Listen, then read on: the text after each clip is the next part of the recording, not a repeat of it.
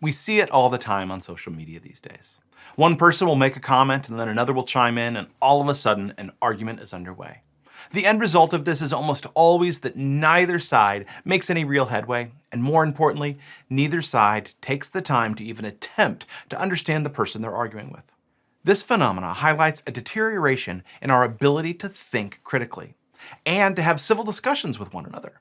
The key part often missing in these and many other conversations is a real attempt to put aside our biases and to make sure we understand what we're hearing.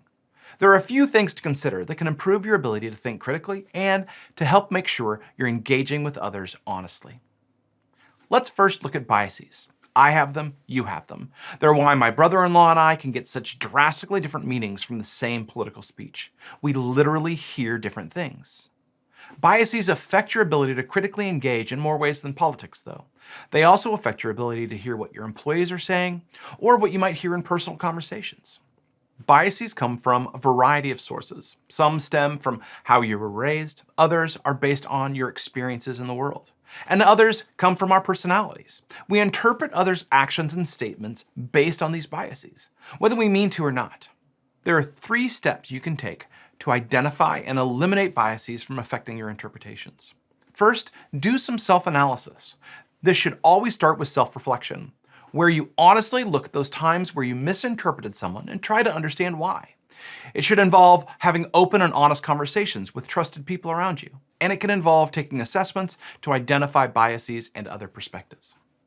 Next, take time before any important conversations to consciously attempt to put aside your biases.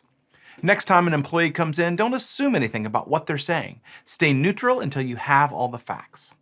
The third step here is to force yourself to take other perspectives.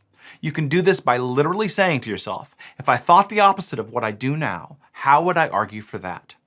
Anytime you try putting yourself into different mindsets, you're more likely to gain a better understanding of the issue and to be better at avoiding biases. Another important piece of this picture is to check your understanding. This goes hand in hand with avoiding biases, but the emphasis here is more on ensuring you have a really thorough understanding of the topic. This step is about actively engaging with the person or the content. To clarify your thinking about the topic, use some of these tricks. Try restating another position in your own words, or asking for or giving examples. Or try to summarize the main points of the conversation, or offer your perspective to a trusted friend and ask for feedback. You can also do these things when offering your thoughts or to clarify your thoughts before engaging.